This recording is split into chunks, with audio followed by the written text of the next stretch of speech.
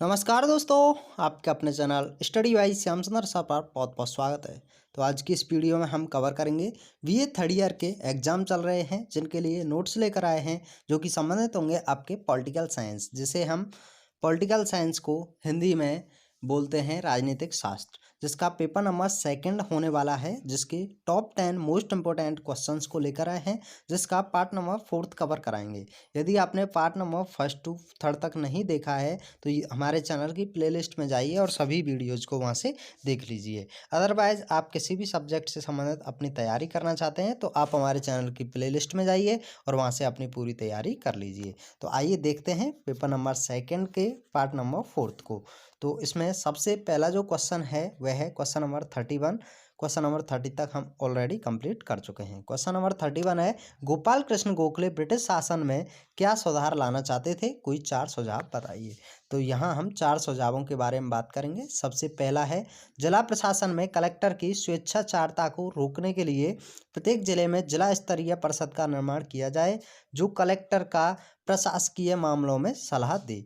Number 2, प्रांतीय विधान परिषदों की शक्ति में वृद्धि करके विकेंद्रीकरण का मार्ग प्रशस्त किया जाए। उन्हें यह अधिकार दिया जाए कि वे अपने बजट पर स्वयं ही विचार कर सकें। नंबर 3, सत्ता की सबसे अच्छी इकाई पंचायत है। पंचायत को शासन संबंधी पर्याप्त अधिकार दिए जाएं। नंबर 4, भारतीयों को वायसराय की कार्यकारिणी में परिषद तथा मुंबई व चेन्नई में गवर्नरों की विधान परिषदों में पर्याप्त प्रतिनिधित्व मिले। क्वेश्चन नंबर नेक्स्ट देखते हैं। आपको बता दूं, यदि आप किसी भी तरह के क्वेश्चंस को यहाँ से देखेंगे, जैसे कि आपके अतलगी क्वेश्चन हो गए, लघुत्तरीय प्रश्न हो गए, आपके दीर्घोत्तरीय प्रश्न हो गए, उन सभी क्वेश्चंस के जवाब आप इन सभी क्वेश्चंस को पढ़ने के बाद दे पाएंगे, क्योंकि आपको अपनी परिभाषा में यानी कि अपनी भाषा में लिखना है और अपनी भाषा में आप कितना भी शॉर्ट और कितना भी लॉन्ग आंसर लिख सकते हैं। केवल यहाँ से आपको पॉइंट्स को देखना है।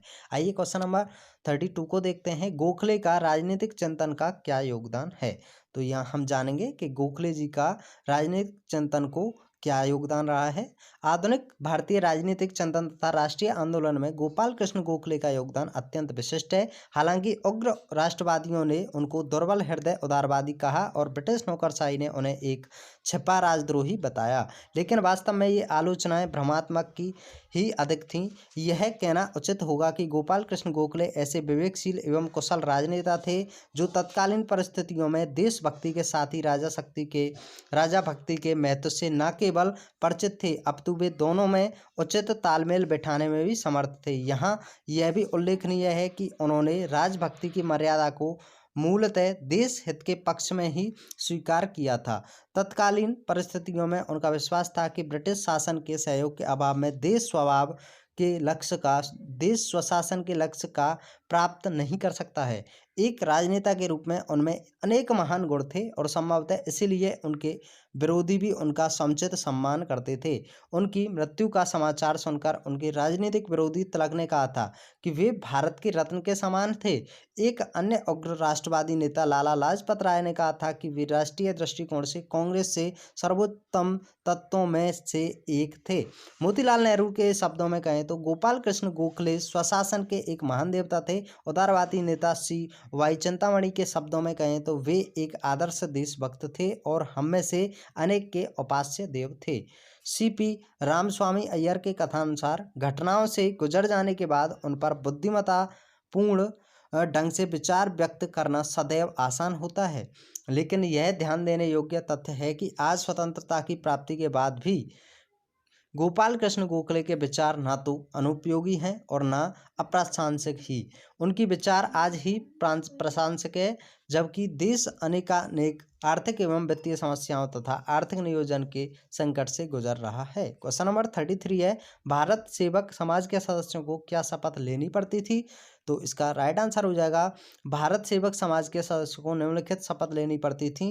नंबर 1, सदस्य अपने विचारों से देश को प्रथम स्थान देने हेतु अपनी उत्कृष्ट सेवा देश को देगा। नंबर 2, देश सेवा करने में अपने किसी व्यक्तिगत हित या लाभ की चेष्टा नहीं करेगा।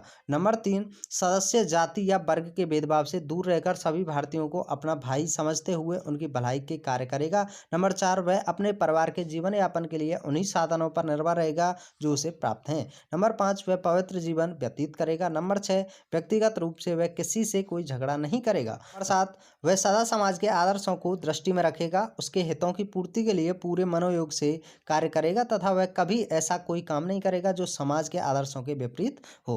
आइए क्वेश्चन नंबर 34 को जान लेते हैं। गोखले के सामाजिक विचारों का उल्लेख कीजिए। तो आइए गोखले जी के द्वारा सामाजिक विचारों के क्या क्या उल्लेख थे उनको समझते हैं। गोखले ने समाज के किसी सुधारवादी आंदोलन में भाग नहीं लिया, पर वे भारतीय समाज में व्याप्त रूढ़ियों तथा अंधविश्वासों को दूर करना चाहते थे। वे सच्चे समाज सुधारक तथा सामाजिक जागृति के पक्षधर थे। उन्होंने भारत में जाति व्यवस्था को देश के विकास के लिए अहितकर सामाजिक बताया। उन्होंने भारतीयों को जाति की संकीर्णता से ऊपर उठने की अपील की। उन्होंने भारतीय समाज में प्रचलित संकीर्णता का विरोध करते हुए व्यापक दृष्टिकोण अपनाने का प्रयास किया। वे अपने आप को भारतीय कहते थे। उन्होंने धार्मिक सहिष्णुता को समाज की एकता का प्रमुख आधार बताया।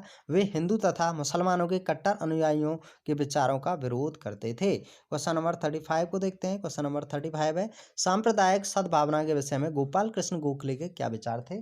तो गोपाल कृष्ण गोखले आपके लिए काफ़ी इंपॉर्टेंट है। इनके बारे में पढ़ना आपको बहुत ही ज़्यादा अति महत्वपूर्ण हो जाता है। इनके बारे में अगर आप पढ़ेंगे तो जरूर क्वेश्चन का आंसर आप अवश्य करके आएंगे। तो यहाँ हम देख लेते हैं सांप्रदायिक भावना सद्भावना के विषय में गोपाल कृष्ण का क्या विचार है, क्या कहना है। गोपाल कृष्ण गोखले की सांप्रदायिक सौहार्द में गहरी आस्था थी। उनका कहना था कि भारत के राजनीतिक, आर्थिक और सामाजिक विकास का लक्ष्य तभी प्राप्त किया जा सकता है जबकि भारत में विभिन्न धार्मिक विश्वासों के लोग परस्पर एकता, सद्भाव तथा सहयोग की भावना से रहें। वे स्वयं धर्मपरायणता हिंदू होते हुए भी अन्य धर्मावलंबियों से प्रेम का व्यवहार रखते थे। वे हिंदू कहलाने की अपेक्षा अपने को भारतीय कहलाना अधिक पसंद करते थे।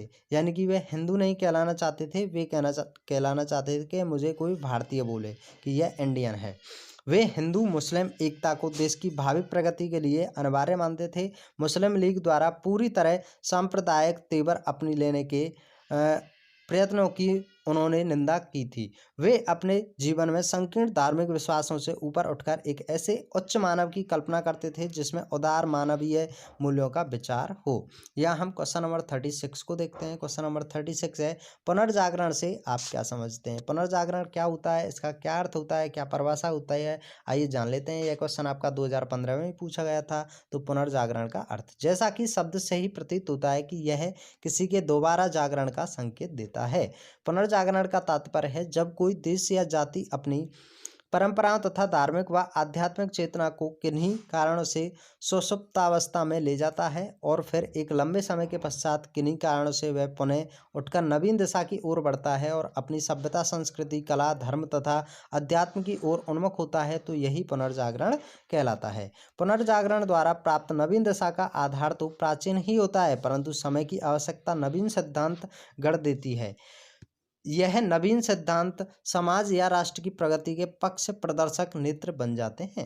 क्वेश्चन नंबर 37 को देखते हैं। भारत में पुनर्जागरण पर प्रकाश डालिए। तो भारत में पुनर्जागरण किस तरह से है, आइए समझते हैं। 18वीं शताब्दी के भारत का यदि हम अवलोकन करें तो ज्ञात होगा कि इस शताब्दी के मध्य में भारत में अंग्रेजी सत्ता ने दृढ़ता से अपने पैर जमा लिए थे। यह काल भारत की राजनीतिक दुर्बलता और नैतिक पतन का काल था। मुगलकालीन वैभव नष्ट हो गया था, जनसंख्या घटने लगी थी, वाणिज्य और व्यापार का विकास अवरुद्ध होने लगा था।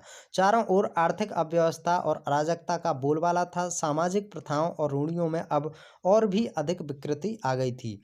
धर्म तथा कला के क्षेत्र में असृजनात्मक प्रवृत्तियां घर कर गई थीं। श्री लूनिया के शब्दों में, जब 18वीं सदी के मध्य में अंग्रेजी सत्ता ने अपने पैर जमा लिए थे, तब भारत राजनीतिक निर्बलता और नैतिक पतन के निम्न स्तर पर था। भारतीय सभ्यता व संस्कृति लगभग मरणोन्मुखी, क्षयशील एवं प्रभावहीन हो चुकी थी। 18वीं शताब्दी के मध्य से लगभग 100 वर्ष तक ये पतन अत्यंत ही निम्न स्तर पर हो गया था। आइए क्वेश्चन नंबर 38 को देखते हैं। 38 में है, राजा राम मोहन राय का आधुनिक समाज एक चिंतन के रूप में महत्व बताइए। राजा राम मोहन राय का आधुनिक समाज के सामाजिक चिंतन के रूप में क्या महत्व है, आइए समझ लेते हैं।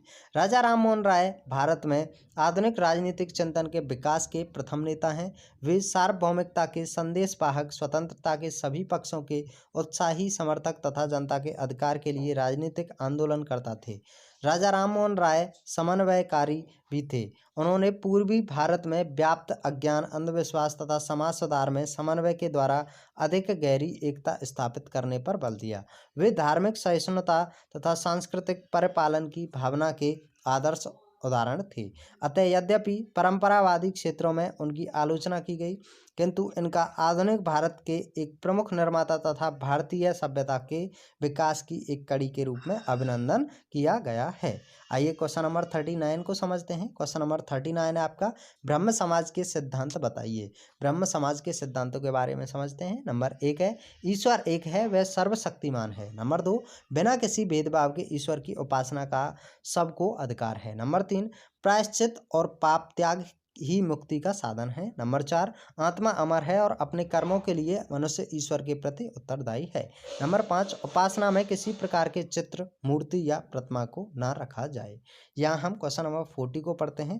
क्वेश्चन नंबर 40 को पढ़ने से पहले आपको बता दूं, यदि आपको हमारी वीडियोज़ काफ़ी हेल्पफुल लग रही हैं तो आप हमारे चैनल को जल्दी से सब्सक्राइब कर सकते हैं, साथ ही साथ बेल आइकन दबा दें, जिससे कि हमारी जितनी वीडियोज़ अपलोड होती हैं उनकी नोटिफिकेशन आप तक पहुँच सके। आपके लिए एक और महत्वपूर्ण सूचना यह है कि यदि आप इस वीडियो की PDF पाना चाहते हैं तो जिसके लिए आपको हमारे इस वीडियो की डिस्क्रिप्शन में जाना पड़ेगा, जिससे कि आप हमारे टेलीग्राम चैनल पर पहुंच जाएंगे और उसे ज्वाइन करने के बाद हमसे जितनी भी वीडियोज़ एंड PDF और अदर जितने भी आपके लिए इम्पोर्टेंट इन्फॉर्मेशन होती है उसको प्राप्त कर सकते हैं, जिसके लिए आपको हमारे टेलीग्राम चैनल से जुड़ सकते हैं, जिसके लिए आपको स्टडी बाय श्याम सुंदर सर के नाम से टेलीग्राम पर आप सर्च भी कर सकते हैं। यही हमारा यूट्यूब पर चैनल है, वही हमारा टेलीग्राम पर भी चैनल है।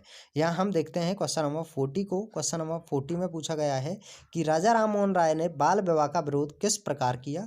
तो यहाँ उत्तर देखेंगे, राजा राममोहन राय ने बाल विवाह का विरोध किया।